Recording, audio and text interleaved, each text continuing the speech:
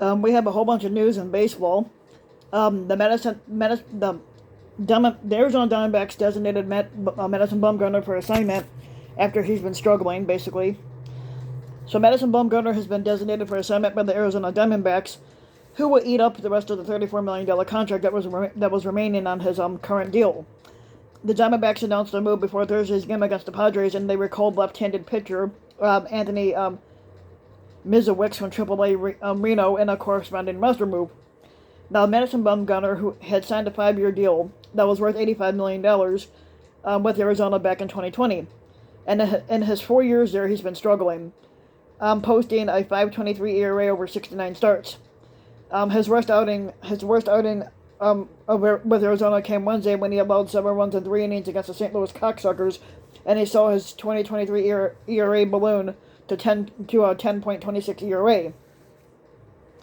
Now, Bumgarner is 33 years old. He's owed around $20 million for the remainder of this year and $14 million for next year. And once he clears waivers, it is unlikely a team would trade for him, as that team would have to assume the remainder of the money on his contract, and Bumgarner will be eligible to sign with the team for the major league minimum of $720,000.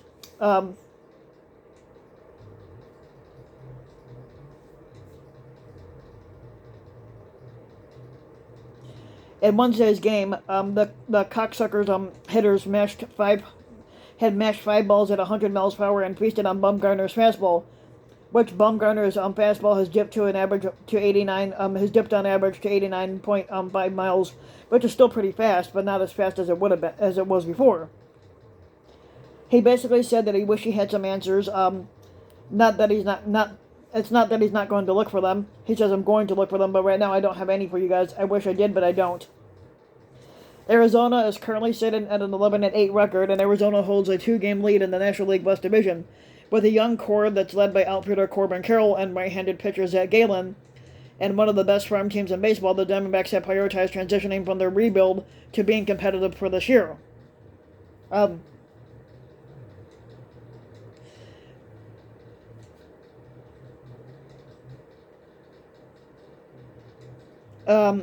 Now, Bumgarner had arrived in Arizona after 11 standout seasons with the San Francisco Giants, where he won 3 World Series and made 4 All-Star games.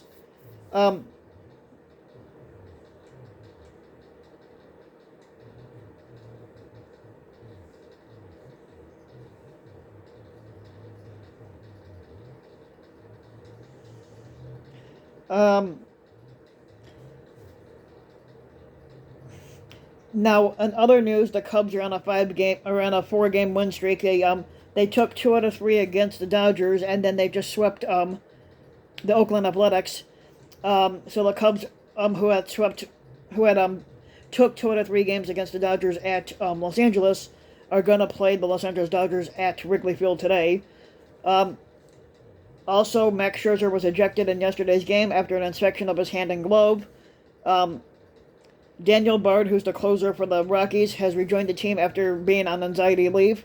And speaking of the Cubs sweeping Oakland, the Oakland Athletics, the Oakland Athletics owner has just announced that he's building a ballpark in Vegas, and he plans to move the Oakland A's to Las Vegas sometime in 2027. Let's see this here.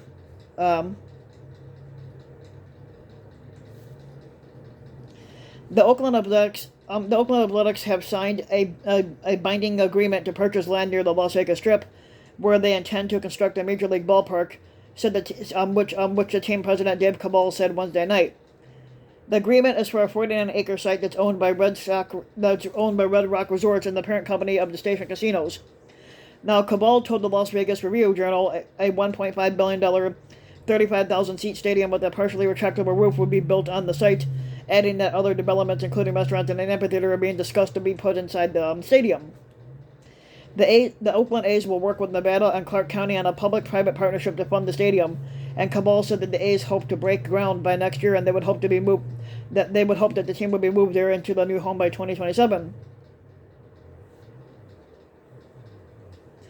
And basically, he said, for a while, we were on parallel paths with Oakland, but we have turned our attention to Las Vegas to get a deal here for the A's and find a long-term home.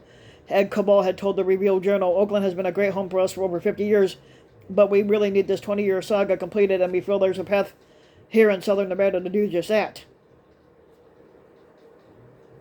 The A's have been looking for a new home for years to replace the outdated and rundown Oakland Coliseum.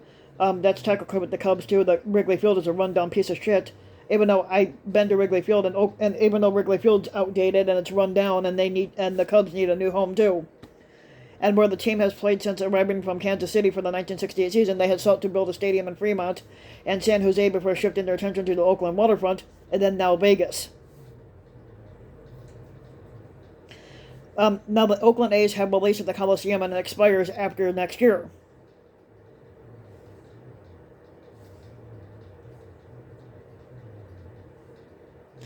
The Minnesota Twins pitcher Kenta Maeda exits the game after a 111-mile-per-hour pitch hits his ankle. Yeah, that's kind of, you know.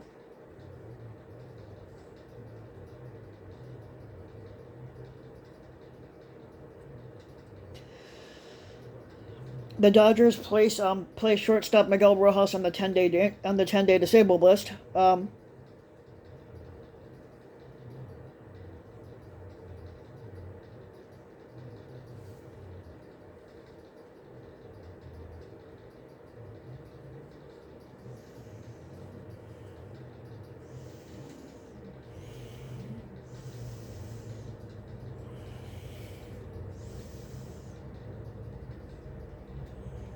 Let's see what we've got here.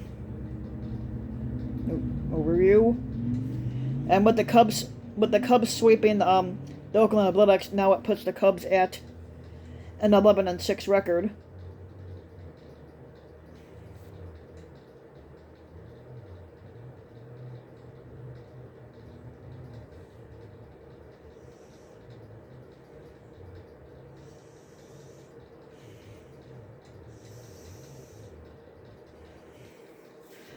Let's see here.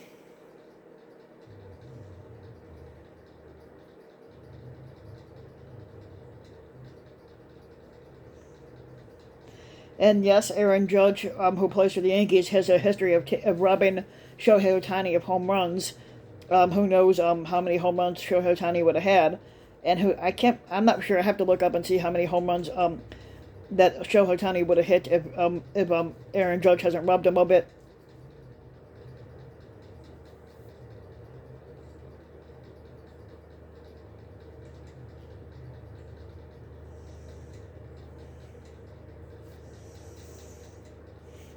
Let's see how the Cubs do today against the Dodgers. For the Cubs yesterday, Justin Steele was the one that pitched for them, and he got his third win of the year. The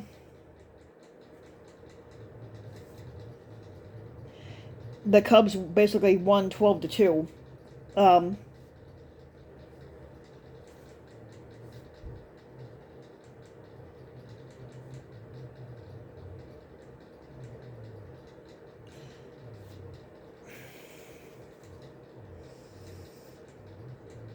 Let's see the box score here.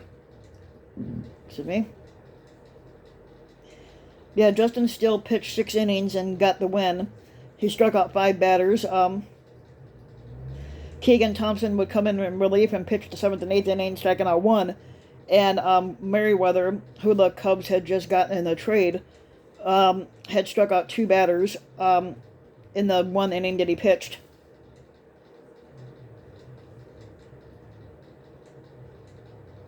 The only player to hit a home run for the Cubs yesterday was Eric Hosmer. That's his first home run in the Cubs uniform for the year. The Cubs are not really known for stealing bases, so they didn't really steal anything yesterday for bases wise.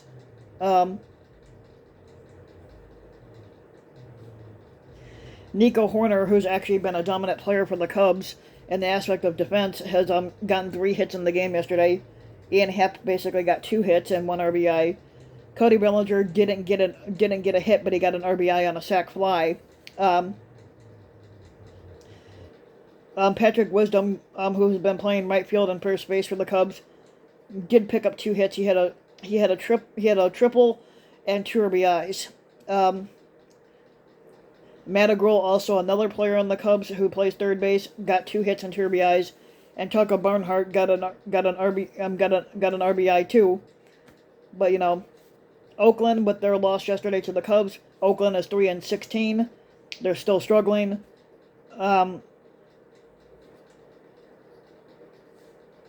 then, where am I at here? Ah, crap. The Rays beat the Reds yesterday 8-0. With the Reds winning that game, they're 16-3 on the year and off to the best start. In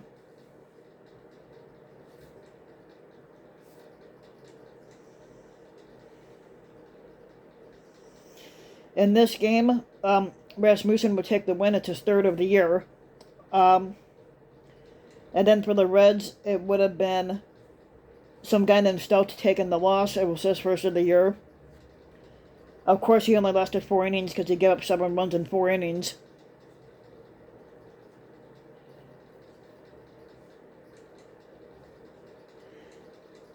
But yep, and with the Reds losing that game, they're 7-11.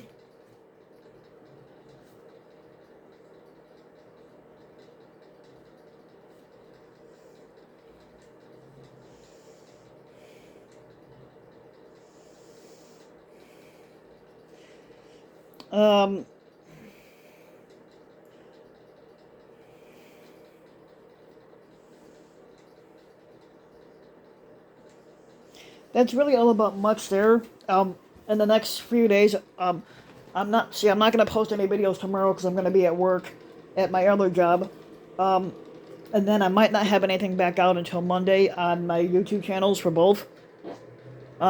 So eventually we'll go from there. I might have some more baseball videos put out on Monday, depending on how the week goes. And I'll keep everybody updated on the baseball news for the people that are interested. Because I'm a big baseball fan, but I also like to coordinate basketball and a few other things in there too, even though basketball season's over. And to throw this in, Nikola Vucevic was playing for the Bulls. I think his contract had expired at the end of this year, and supposedly he might test free agency, but he does want to stay with the Bulls. But that will be up to the Bulls to offer him a contract at 33. Who knows what deal they're going to give him. But we'll go from there and see how it goes. And I hope you guys enjoyed, and I'll be back in the next, and by Monday to do more videos. So if you like the video, you can get the video, like, and subscribe to my channel, RBW King. You can also hit the notification bell, so that you can also hit the notification bell and subscribe to the channel. So make sure to hit like and subscribe, and also the notification bell so that you'll be notified when a new video comes out. And you can go ahead and leave a comment, let me know what you think. And if you want to support my work even further, you can donate to my Patreon link, which you can find in the About section of YouTube.